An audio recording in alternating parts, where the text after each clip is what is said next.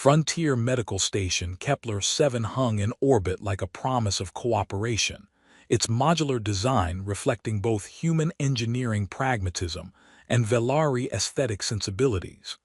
Dr. Marcus Webb stood at the observation window of his laboratory, watching the moon below rotate through phases that painted its resource-rich surface in shifting shades of silver and blue. 3 years he'd been stationed here, 3 years since he'd left Earth, and the memories of family lost to Velari kinetic strikes during the colony wars. Dr. Webb, I have questions about your cardiovascular redundancy. Marcus turned to find researcher Lissa emerging from the specimen storage area, her arms full of sample containers and her long ears tilted forward with the intensity he'd come to associate with her endless curiosity. She was tall even by Velari standards, with skin that caught the laboratory's lighting in subtle iridescent patterns, and those expressive ears that broadcast her emotional state to anyone who learned to read them. Good morning to you too, Lissa. Yes, greetings, pleasantries, appropriate acknowledgement of temporal context.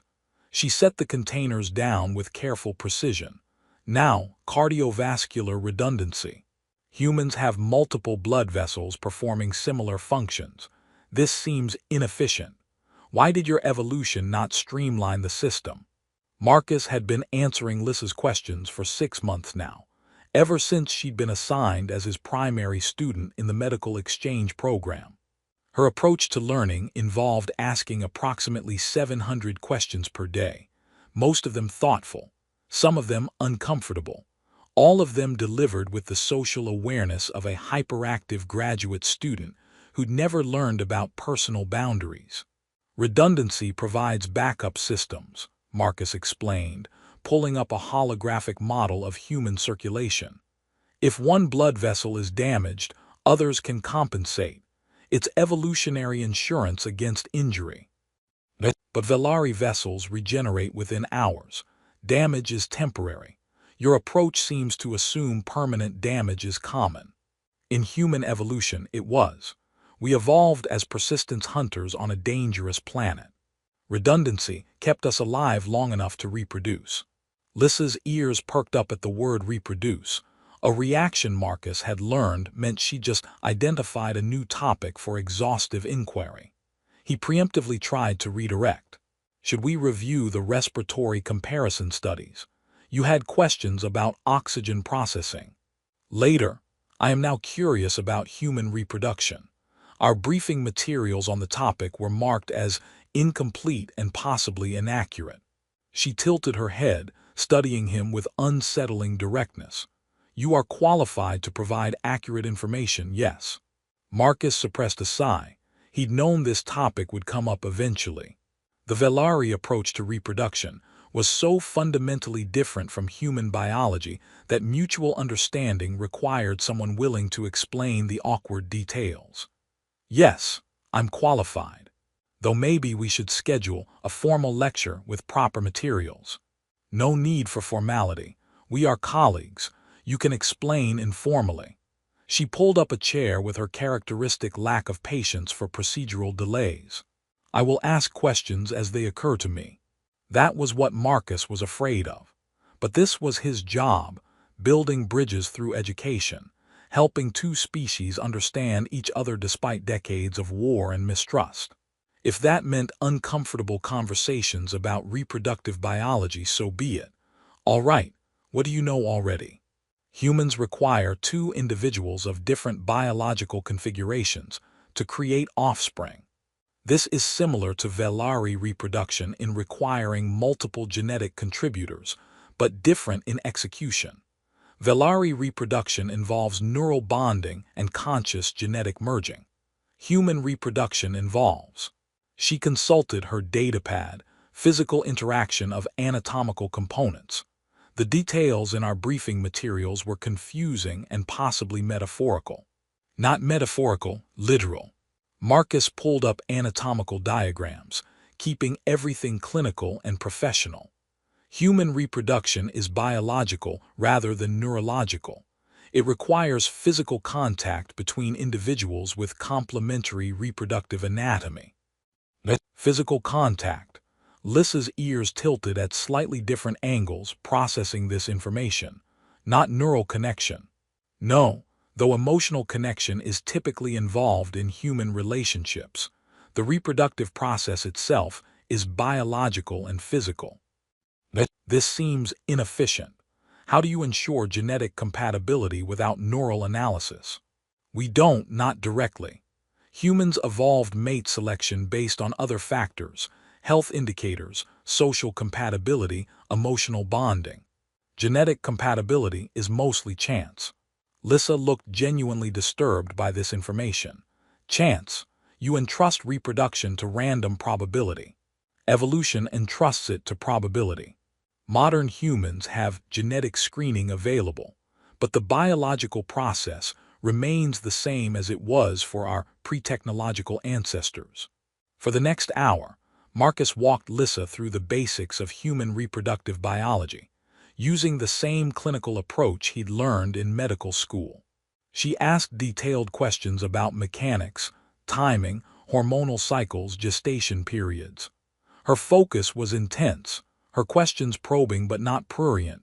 She approached the topic like she approached everything, as a puzzle to be understood through systematic inquiry.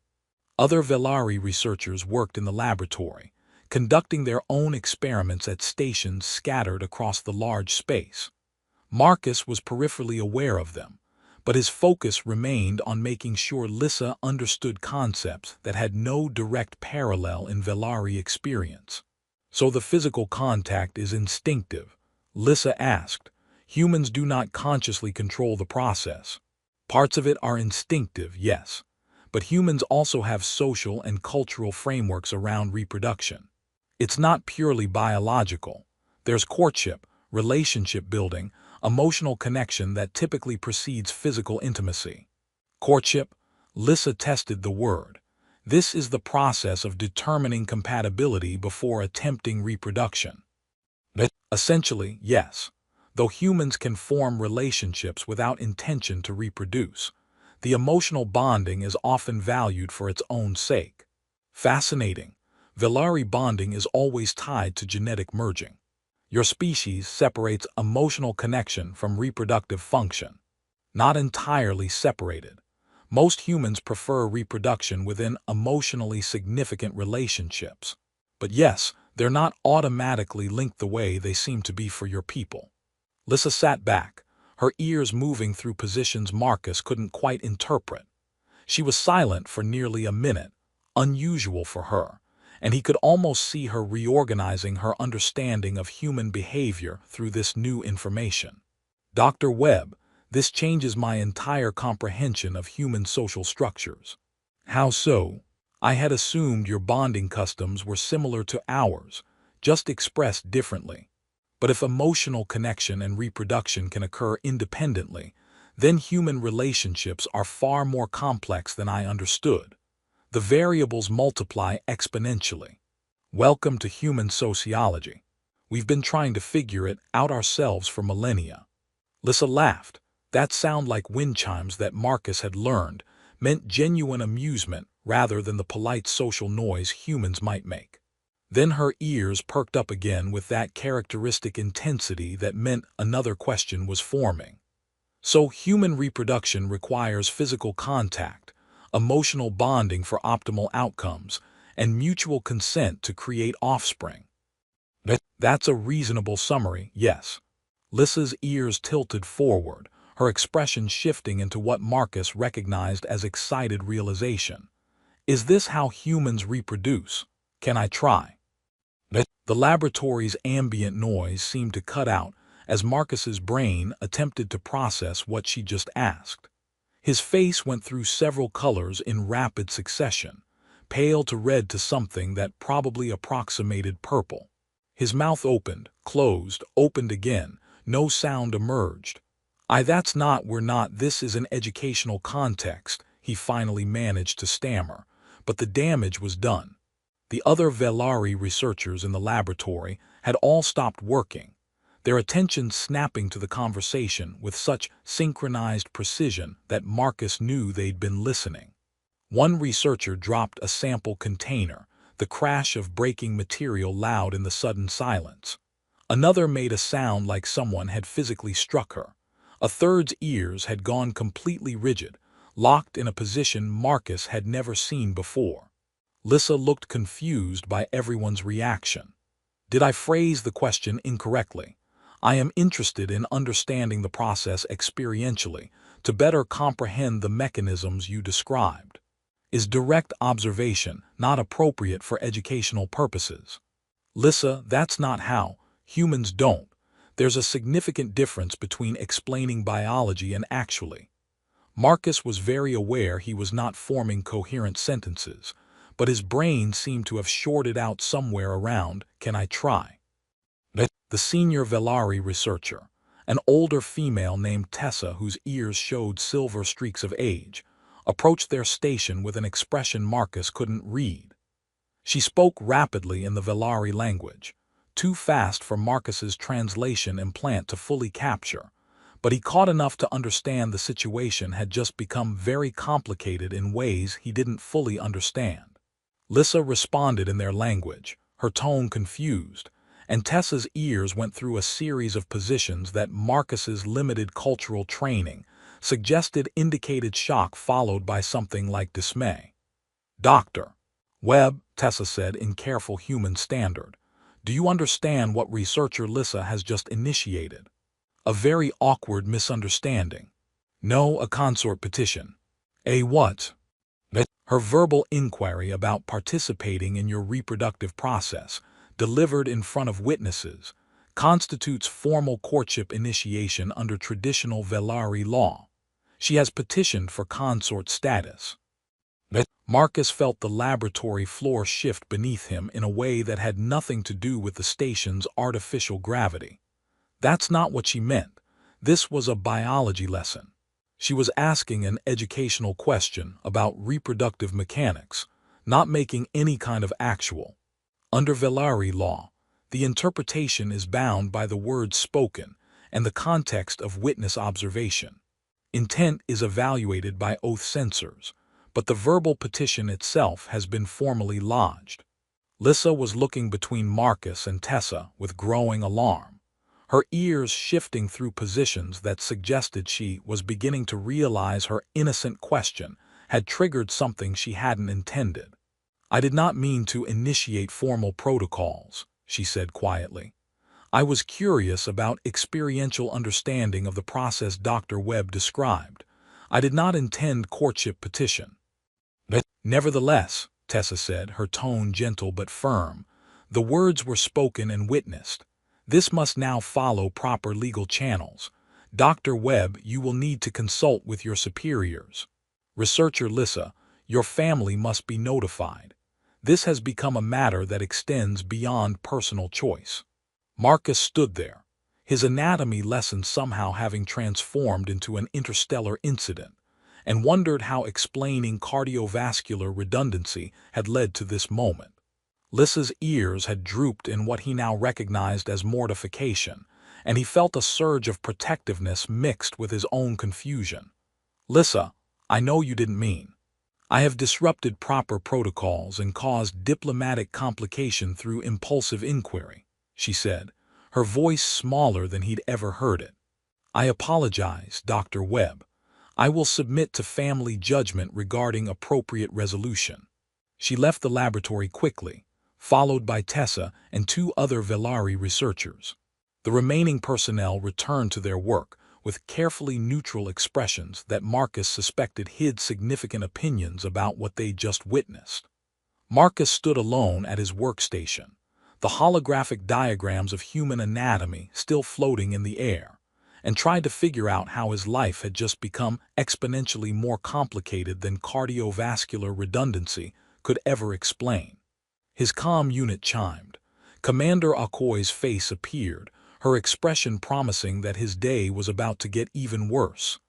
"Dr. Webb, I need you in my office. Now, we need to discuss what the hell just happened in your laboratory." Marcus closed the anatomical displays and headed for what he suspected would be one of the most uncomfortable conversations of his career. Behind him, The Velari researchers whispered among themselves in their musical language, and Marcus didn't need translation to know he'd just become the subject of station-wide gossip that would probably reach both homeworlds before the day ended. Perfect, just perfect. Commander Akoi's office reflected her personality, efficient, no-nonsense, decorated with commendations from military service most people tried to forget. She'd fought in the colony wars, commanded troops against Velari forces, and lost friends to their weapons. The fact that she now ran a joint research station spoke to either remarkable personal growth or the kind of pragmatism that values peace over holding grudges. Marcus suspected it was both. "Sit," she said without preamble. He sat. "I've received 3 formal communications in the last 20 minutes, one from Velari Station Command, one from their embassy, one from someone whose title translates as Lineage Arbiter, which I'm told is extremely significant." She leaned back in her chair, studying him. Care to explain how a routine training session became a diplomatic situation requiring arbiters? Marcus summarized the anatomy lesson and Lissa's question, trying to convey the innocent confusion that had led to the disaster. Akoi listened without interrupting, her expression neutral until he finished. "So you explained human reproduction, and she asked if she could participate in the process." "Yes, ma'am. But she meant it as an educational inquiry about observing or understanding the mechanisms, not as an actual." "Doesn't matter what she meant.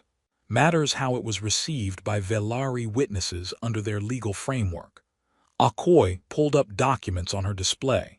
"I've been reading background materials since the alert started. The consort petition is ancient tradition, predates their modern government structure. Among the Velari, verbal inquiry about participating in another being's reproductive process, when witnessed by multiple observers, initiates formal courtship protocol." That seems like an easy way to accidentally start courtships, which is why most Velari are extremely careful about phrasing questions around reproduction. It's culturally ingrained to avoid that specific verbal construction. Researcher Lissa violated her own cultural norms, probably because she was thinking in human conceptual frameworks after your explanation. Marcus rubbed his temples. "Can't we just issue a clarification? State that it was a misunderstanding. No courtship was intended. Everyone moves on." That's option 1. But according to the Lineage Arbiter's communication, Lissa comes from a politically significant family. Her genetic line has historical importance in Velari society. If a consort petition from someone in her lineage is rejected or dismissed as misunderstanding, it reflects poorly on her family's honor. So rejecting it causes problems. Yes, but accepting it causes different problems. Akoi pulled up more files. If you formalize the petition, you gain certain rights within her family structure, access to restricted social circles, political influence, and most significantly, clearance to Velari research facilities that have been closed to human observers. Marcus felt the conversation shifting into territory he didn't like. "You're thinking about strategic advantage." "I'm thinking about the fact that we've been trying to gain access to certain Velari genetic archives for 2 years without success. If you had consort status with Lissa's family, those archives would become accessible. The intelligence value alone. I'm not going to exploit an innocent misunderstanding for intelligence gathering." "I'm not asking you to exploit anything. I'm laying out the full picture of what you're deciding." Akoi's expression softened slightly. "Marcus, I know your history. I know what you lost during the wars. If this situation is too complicated given that background, I'll find a way to extract you diplomatically. But you need to understand the stakes before making that choice." The door chimed. "Doctor." Chen entered without waiting for acknowledgement, her expression grim. Chen was the station's xenoanthropology specialist, someone who'd spent decades studying Velari culture. "Commander, we have a problem. The oath sensors have been deployed." "Already?" Akoi looked surprised. Lissa's family moved fast. They've requested immediate verification of the petition's emotional foundation. Dr. Webb, you're being summoned for sensor evaluation. Marcus felt cold. What do these sensors actually do? They read neural patterns, analyze emotional states, verify sincerity. The Velari use them in all significant social contracts. They'll scan both you and Lissa, determine if there's legitimate emotional foundation for the petition, or if it was purely academic confusion. And if it was purely academic, then the petition is void. Lissa's family saves face by demonstrating she was acting from genuine intellectual curiosity rather than inappropriate impulse, and everyone moves on. Chen paused.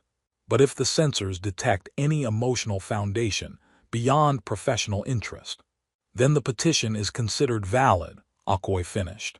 Which brings us back to the choice you need to make. Marcus thought about Lissa, her endless questions, her genuine fascination with everything she encountered, the way her ears broadcast her emotions before she could filter them. He'd been teaching her for 6 months. Had he developed feelings beyond professional respect? He honestly didn't know. What happens if I refuse the censor evaluation?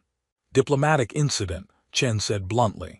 Velari law requires consent for oath censor use, but refusing evaluation of a formal consort petition is considered an insult to the petitioner's lineage.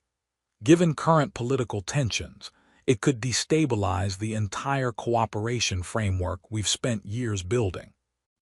So my choices are: submit to neural evaluation, potentially validate a petition I never intended, and navigate whatever political mess follows, or refuse evaluation, insult Lissa's family, and damage human-Velari relations. That's the situation, Akoy confirmed. Marcus stood, pacing to the window where he could see the moon rotating below.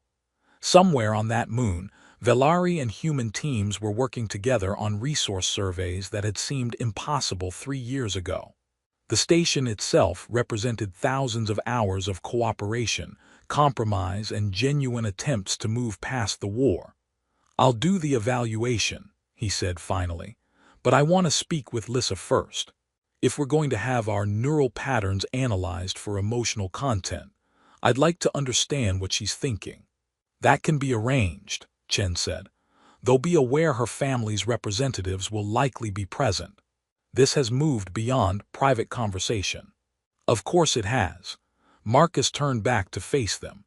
"Anything else I should know before walking into what sounds like an alien courtship tribunal?"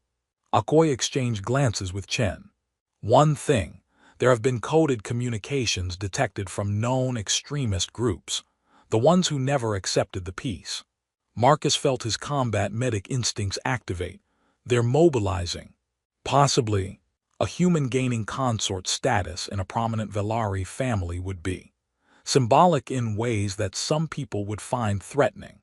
Station security has been alerted, but you should be aware that this situation has visibility beyond just diplomatic circles." "Fantastic. Accidental courtship with a side of potential assassination." "Welcome to frontier diplomacy," Akoy said dryly. "Dismissed, Dr. Webb and Marcus. Try not to cause any additional diplomatic incidents before the censor evaluation." Marcus left the office, his mind spinning through implications he hadn't fully considered. The station corridor, the oath censors were going to be very interesting. He met Lissa in a neutral conference room that had been set up for the evaluation.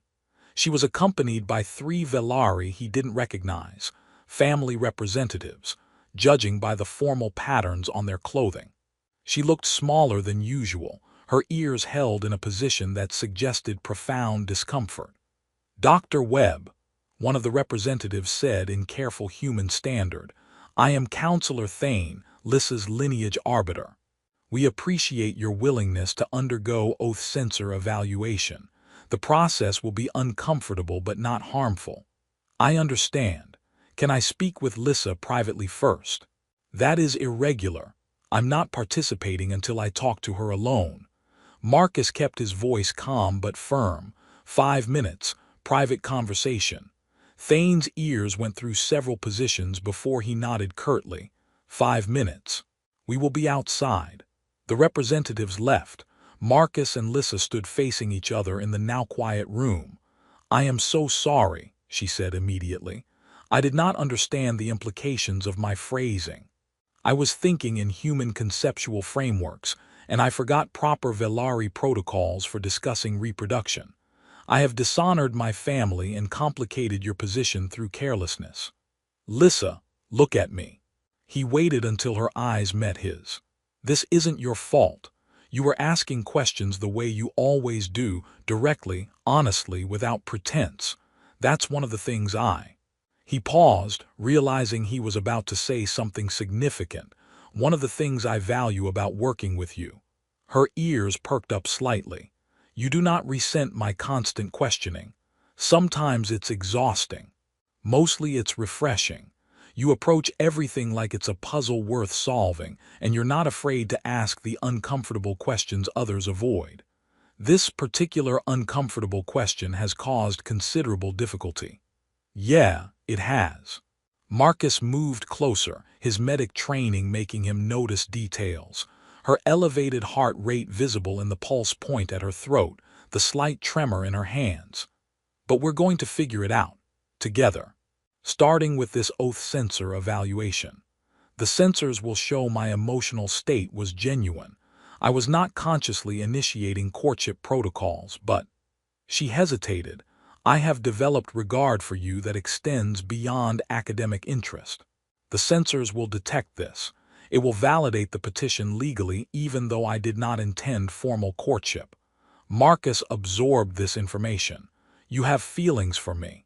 Feelings is imprecise human term, but yes. I find your company valuable beyond educational context. I experience satisfaction in your presence. I think about you when we are not together. These are early-stage bonding indicators among my people. And you didn't say anything. You are my teacher.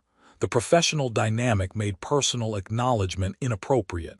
I was content to experience these feelings without acting on them. But now they will be exposed through sensor evaluation, and you will be forced to respond to sentiments I never intended to burden you with. Marcus realized his own heart rate had elevated. His hands had moved to clasp hers without conscious decision. Lissa, I need to tell you something before we do this evaluation. Yes. I've been thinking of you as a student and colleague because that felt safe. Professional boundaries, appropriate distance, all the things that keep situations uncomplicated. He squeezed her hands gently. But if I'm being honest, and apparently we're being very honest right now, you're the first person since I lost my family who makes me feel like connection is possible again. Your questions, your curiosity, the way you get excited about understanding new concepts. Somewhere along the way, you became important to me in ways I wasn't letting myself acknowledge. Lissa's ears had gone completely still, locked in a position of intense focus. You have developed reciprocal feelings. I think I have, which is going to make this sensor evaluation very complicated. Because it will validate the petition legally and bind us in formal courtship protocols neither of us planned for. Exactly. Marcus released her hands, though part of him didn't want to. So we need to decide right now, before those censors tell everyone what we're apparently too stubborn to admit to ourselves. Do we want this? Not because of legal obligations or political pressure, but because we actually choose it. Lissa's ears tilted through several positions as she processed this. You are asking if we should honor my accidental petition not as obligation but as genuine desire. Yes. Because once those censors confirm mutual feelings, we'll be caught in legal frameworks and political calculations. But right now, in this room, it's just us. So I'm asking, Lissa, do you want to explore what's between us? Not as research subject and teacher, not as diplomatic gesture, but as two people who apparently care about each other more than either of us realized. She stepped closer, her luminous eyes studying his face with that characteristic intensity. My family will have expectations.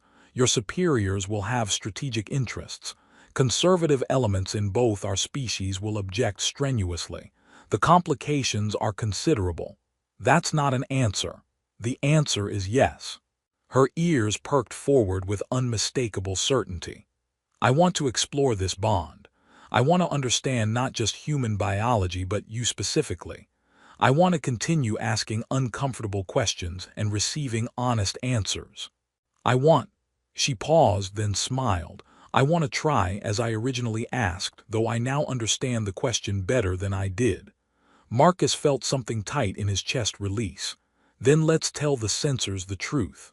We'll deal with the political fallout together. Together, she agreed. Though I should warn you, my family's courtship expectations are extensive and ritualized. And I should warn you, humans are terrible at following ritual protocols without asking why. Then we will confuse everyone equally. Her smile widened. I find that acceptable. The oath censor evaluation took place with Lissa's family representatives, Commander Akoy, Dr. Chen, and several Velari technical specialists present. The censors themselves were elegant devices that rested against their temples, connected by threads of technology that looked more like art than equipment. The technician explained the process in both languages. The sensors will read neural patterns, emotional resonance, sincerity of intention. You will experience awareness of each other's emotional states. It is not mind reading but emotional truth sharing. Do you both consent? I consent, Lissa said formally. I consent, Marcus echoed. The sensors activated with a soft pulse of warmth. For a moment nothing happened. Then awareness bloomed. Not thoughts, not words, but emotional texture. He felt Lissa's presence like a melody at the edge of hearing. Anxious excitement mixed with hope, mixed with fear of disappointing everyone, mixed with something that felt unmistakably like affection directed at him. And she would be feeling his emotional state in return. Concern for her well-being, protective instincts, curiosity about where this could lead, and beneath it all, the growing recognition that his feelings had evolved far past professional interest into something that actually mattered. The technician studied readouts that Marcus couldn't interpret. Counselor Thane leaned forward, his ears moving through positions that suggested he was reading information from the displays. Commander Akoy maintained careful neutrality, but Marcus caught the slightest hint of satisfaction in her expression. The evaluation is complete, the technician announced. Emotional foundation is verified as genuine on both sides. The petition is valid under traditional law. Dr. Webb and researcher Lissa have entered formal consort candidacy. The room erupted in reactions. Lissa's family representatives began speaking rapidly in their language. Akoy immediately started taking calls on her comm. Dr. Chen was making notes with the intensity of someone documenting history as it happened. Through it all, Marcus felt Lissa's emotional presence steady and sure, and let it anchor him as their personal moment became public spectacle. Counselor Thane approached them. Dr. Webb, you now hold provisional status within our family lineage. This grants certain rights and obligations. You will receive formal documentation, but I must inform you that your safety becomes our responsibility. We will assign protection. Is protection necessary? Recent communications suggest extremist elements may respond poorly to this development. We take threats seriously. The next hours blurred together. Meetings with human command, introductions to more of Lissa's family, security briefings that made Marcus feel like he was back in combat zones. Through it all, he remained aware of Lissa through the oath censor connection, her emotional state ranging from overwhelmed to determined, to occasionally amused by the chaos they'd created. It was late station night when they finally found themselves alone in a secure observation lounge, the moon turning slowly beyond the windows. Your earlier question makes more sense now, Marcus said quietly. Which question? I ask many. Can I try? You were asking about human connection in the broadest sense, not just reproduction but the whole package, emotional bonding, physical presence, building something together. Yes. Human connection seemed mysterious when viewed from Velari framework. Now I begin to understand its complexity. And now we're connected in ways neither of us planned. Do you regret it? Her ears tilted with anxiety. No. He took her hand again, the gesture becoming natural. It's terrifying and complicated and probably going to cause a dozen more diplomatic incidents. But no, I don't regret it. She leaned against him, the gesture tentative but genuine. I am glad my impulsive question led to this outcome, even if the path was chaotic. That's one word for it. They sat in comfortable silence, watching the moon rotate until Marcus's comm chimed with urgent priority. He checked it and felt his blood run cold. Security alert. Potential hostile action detected. All personnel to secure locations. Lissa felt his fear through the bond. What is wrong? Someone's making a move. We need to get to a secure area. Now. They ran through corridors that had activated emergency protocols, lights shifting to alert status. Security teams moved with practiced efficiency. Marcus's combat medic training kicked in, calculating routes and threat vectors automatically. The explosion happened 3 corridors away, close enough to feel the shockwave, far enough that they weren't in immediate danger. But it was clearly just the opening move. They're trying to destabilize the station, Marcus said, pulling Lissa toward a reinforced shelter. Classic extremist playbook: create chaos, strike during confusion. They are targeting you. Probably. Removing me before the bond solidifies removes the symbolic threat. They reached the shelter where other personnel were gathering. Velari and human security teams coordinated defense with the kind of seamless cooperation that would have been impossible 3 years ago. Commander Akoi was already there, directing response operations. Dr. Webb, you need to stay here while we... Another explosion, closer this time.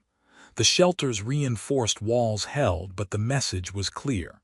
Someone had penetrated station security with sophisticated planning. Lissa's family representatives arrived, their expressions grim. Counselor Thane has been injured in the initial blast. The attackers are targeting lineage representatives as well as Dr. Webb. Marcus felt Lissa's distress through the bond, her concern for her family mixing with fear for his safety. He made a decision that his rational mind knew was stupid, but his instincts insisted was necessary. I'm going out there. Absolutely not, Akoi said firmly. Commander, I'm a combat medic. There are wounded people who need treatment. And if the attackers are after me, keeping me locked in here while they target everyone else is tactically wrong. It's also wrong to let them kill their primary target. Then give me security escort and let me do my job. People are hurt. I can help. Akoi studied him for a long moment, then nodded curtly. 2-person escort. You stay with them, you follow their orders, and if they tell you to retreat, you retreat. Clear, clear. Lissa grabbed his arm, her fear palpable through the bond.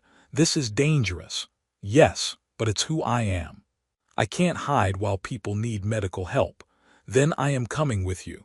I'm also trained in emergency medical response. Lissa, we are bonded now. You do not make unilateral decisions about danger. Her ears were locked in a position of absolute determination. We face threats together. There was no time to argue. Marcus grabbed his medical kit. Lissa collected equipment from the shelter's emergency supplies, and they moved out with their security escort. The corridors were chaos, smoke, damaged sections, personnel helping wounded toward shelter. Marcus fell into the familiar rhythm of triage, his training overriding fear as he assessed injuries and directed treatment. Lissa worked beside him with focused efficiency, her medical knowledge filling gaps in his understanding of Velari physiology. They found Counselor Thane in a damaged section, pinned under debris with a human security officer who'd been shielding him. Marcus and Lissa worked together to stabilize both, their movements coordinated by months of working side by side and amplified by the emotional awareness the oath sensors provided. The attackers are moving towards central life support, Thane gasped out. They intend to take the entire station hostage. Marcus relayed this to security while continuing treatment. The response was immediate, teams moving to intercept, reinforcements deploying to critical systems. They were loading Thane onto a medical transport when Marcus heard it, the distinctive sound of a weapon charging. His combat instinct screamed warning a split second before his conscious mind processed the threat. He moved without thinking, throwing himself toward Lissa as the shot fired. He felt the impact, felt pain explode across his back as he took the hit meant for her, and then he was falling with her voice calling his name through both ears and oath sensor connection. The security team took down the attacker. More teams arrived, securing the area. But Marcus's awareness was narrowing, his medic training cataloging his own injuries with detached precision. Shrapnel in his back, probably punctured lung, definitely serious but possibly survivable with immediate treatment.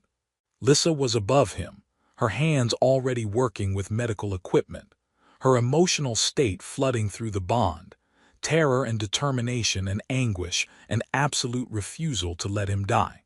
Her medical training fought her fear, and her fear fought her training, and Marcus felt all of it as she worked to save his life. "Stay with me," she said, her voice breaking. "You do not get to die protecting me. That is not how this works. Didn't ask permission," he managed to gasp out. "Humans are terrible at following protocols." Her hands were steady even as her voice shook, including basic survival protocols. "You would have done the same." "Yes, which is why we are both idiots." He wanted to laugh, but breathing was getting difficult. The medical transport arrived with a full emergency team. They loaded him on with practiced efficiency, while Lissa refused to leave his side, explaining his injuries in rapid technical language that would have impressed him if he weren't busy trying to stay conscious. "The oath sensor connection is helping me monitor his status," she told the medical team. "I can feel his pain threshold. He is approaching shock. Prioritize respiratory support." Marcus felt consciousness sliding away, but held on long enough to feel Lissa's presence through the bond, steady and fierce, and absolutely refusing to let him go. It was the last thing he was aware of before darkness took him. Marcus woke in medical to find Lissa asleep in a chair beside his bed, her hand carefully wrapped around his, in what he recognized as the human gesture of comfort she'd learned. The oath sensor connection was still active, letting him feel her emotional state even in sleep, exhaustion mixed with relief mixed with lingering fear.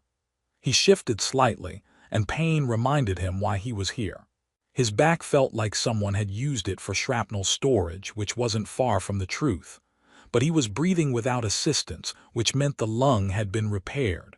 Alive then. That was a good start. Lissa's ears twitched, responding to his movement before she fully woke. Her eyes opened, and for a moment she just stared at him. Then her emotional state flooded the bond. Relief so intense it was almost painful, joy mixed with anger mixed with residual terror. "You are awake." Her voice was carefully controlled, but he felt everything she wasn't saying through the connection. "The medical team said you would recover fully. The shrapnel damaged your lung but missed your heart by centimeters. You were very lucky. Lucky you were there to treat me. Lucky I was present for you to nearly die protecting." Her ears flattened against her head in anger that he felt echoed through the bond. "What you did was foolish and dangerous and completely unnecessary. The shot would have killed you. And if it had killed you, what then? I experience your pain through the bond, Marcus. I felt every moment of your injury. Do you understand how terrifying that was?" He reached up to touch her face, and she leaned into the gesture despite her anger. "I'm sorry. Combat medic instincts. See threat to someone I care about, move to intercept. It's not very sophisticated. It is very human." She took his hand in both of hers. "And it has created significant political consequences." "Of course it has. What now?" The image of a human protecting a Velari with his own body, nearly dying for her, has been broadcast across both our territories. The extremists who organized the attack have been captured and their conspiracy exposed. But more significantly, Public opinion has shifted. Moderate voices in both species are calling for the alliance to strengthen, using our bond as evidence that genuine connection is possible. So my getting shot actually helped. Please do not make it sound like a strategic choice. You simply did what humans do, act on instinct and emotion without calculating optimal outcomes. You say that like it's a bad thing. It is terrifying. It is also. She paused, and through the bond he felt her emotional complexity. It is also beautiful. Velari courtship is calculated, planned, built on careful genetic analysis and strategic family positioning. What you did was none of those things. It was simply genuine caring expressed through action. I am not accustomed to this level of sincerity. Get used to it. I'm terrible at hiding my feelings, especially now that you can feel them directly through this connection. She smiled, her first real smile since he'd woken. Yes, I can feel your relief at being alive, your concern for my well-being, your residual pain from the injuries, and underneath all of it. She tilted her head. Something that feels like contentment despite the circumstances. Being near you feels right, even in medical with a punctured lung. That probably says something about my priorities. It says you are bonding properly. The oath sensors verify emotional truth, but they also deepen connection. The longer we wear them, the stronger our bond becomes. How long do we wear them? Until formal marriage ceremony if we choose that path. Or indefinitely if we prefer extended courtship. The sensors can remain active for years. So I'm going to feel your emotions indefinitely. And I will feel yours. This troubles you. Marcus considered it. The idea of someone having constant access to his emotional state should have been disturbing. His privacy, his ability to hide feelings, all stripped away. But through the bond he could feel Lissa's presence, her concern, her affection, her complicated mix of feelings about their situation, and it didn't feel invasive. It felt like connection. No, he said finally, it doesn't trouble me, though you're going to get very familiar with my anxiety about medical procedures and my irrational irritation at station coffee.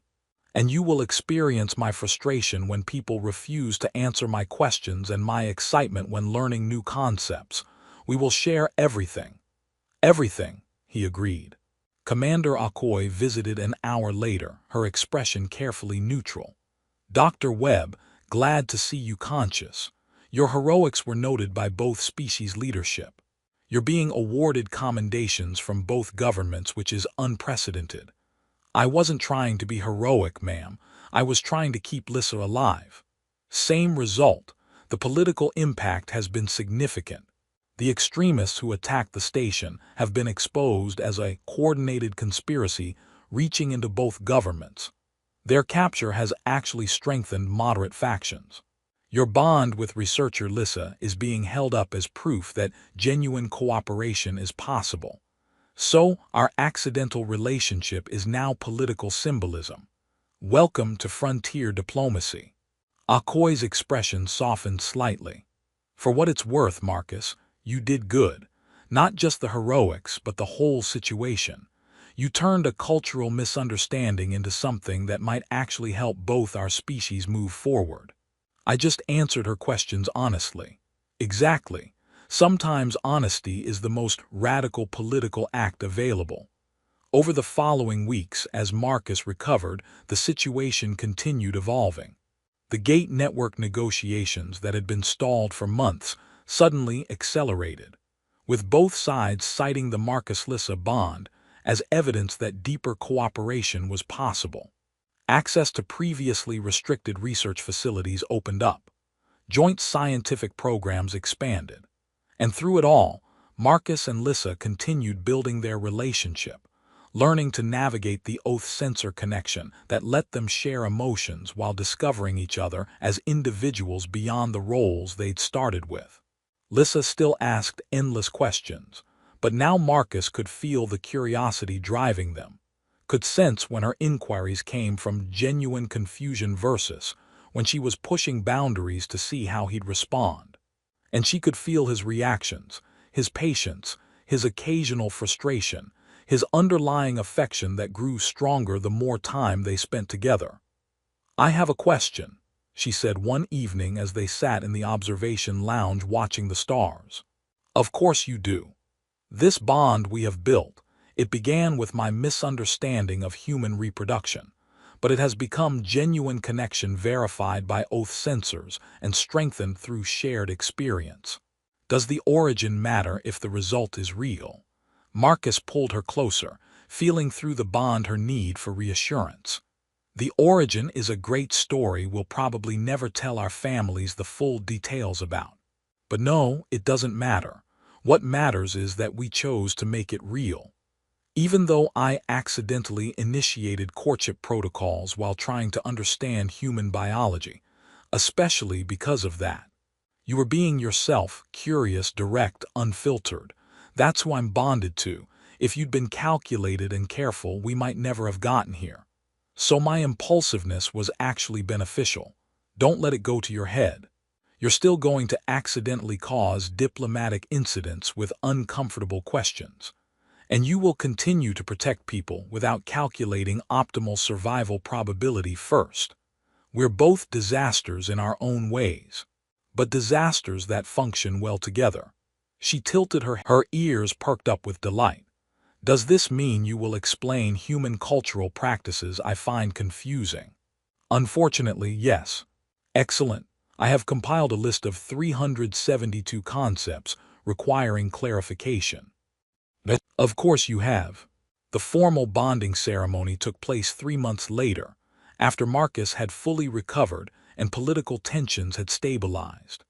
It was a hybrid affair, combining Velari genetic bonding traditions with human marriage customs, witnessed by representatives from both species and broadcast to audiences across multiple worlds. Marcus stood in formal dress uniform, feeling absurdly nervous despite the oath sensor connection letting him feel Lissa's steady presence. She entered in ceremonial attire that combined traditional Velari patterns with elements honoring human aesthetic. And through the bond he felt her joy mixed with determination, mixed with love that had grown from curious questions into something neither of them had planned for but both now chose completely. The ceremony itself blurred together, ritual words in both languages, exchange of genetic markers that Velari tradition required, exchange of rings that human custom valued, oath sensor verification that their bond was genuine and freely chosen. What Marcus remembered most clearly was the moment when the officiant, a Velari elder who'd fought in the wars and a human chaplain who'd lost family to Velari weapons, jointly declared them bonded under the laws of both peoples. Through the oath sensor, he felt Lissa's emotional state spike with happiness so intense it took his breath away, and knew she was feeling his identical reaction through her own connection. "I have a question," she whispered as they stood together before the assembled witnesses. "Now," he whispered back, "now, is this how humans form permanent bonds? By choosing each other despite every logical reason not to?" He laughed, feeling joy bubble through the bond in both directions. "Yes, that's exactly how we do it." "Then I am glad I asked uncomfortable questions about reproduction. It led to the most important answer I have ever received." "Which is?" "That connection is worth every complication it brings. That genuine caring transcends careful calculation. That sometimes the best outcomes emerge from the most awkward beginnings." Marcus kissed her, a human gesture she'd learned meant affection and commitment and promise of continued partnership. The assembled witnesses applauded, Velari making their musical chiming sounds, humans clapping with boisterous enthusiasm. As they left the ceremony together, oath sensors still connecting them in constant emotional awareness, Marcus reflected on the journey from anatomy lesson to diplomatic incident to genuine love. Lissa was right, the complications had been considerable, but the result was worth every moment of chaos. "I have another question," Lissa said as they headed toward their shared quarters for the first time as bonded partners. "Only one. For now, will you teach me more about human bonding practices? I wish to understand all aspects of our connection. All aspects. Everything. I am very thorough in my research. Through the bond, he felt her curiosity mixed with nervousness, mixed with anticipation, mixed with love. He sent back his own emotional response, affection and desire and joy and complete certainty that he'd found exactly the right person to spend his life answering questions for.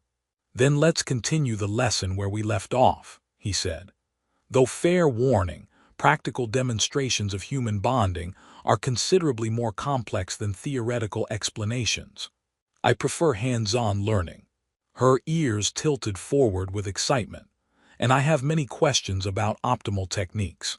Of course you do. They entered their quarters together, the door closing behind them, and Marcus thought about all the lectures he'd given on human biology, all the clinical explanations and anatomical diagrams. None of it had prepared him for this, for genuine connection built from accidental questions and verified by technology that made lies impossible and strengthened truth into something permanent. But then, the best lessons were always the ones you learned by living them, and Lissa had many, many more questions.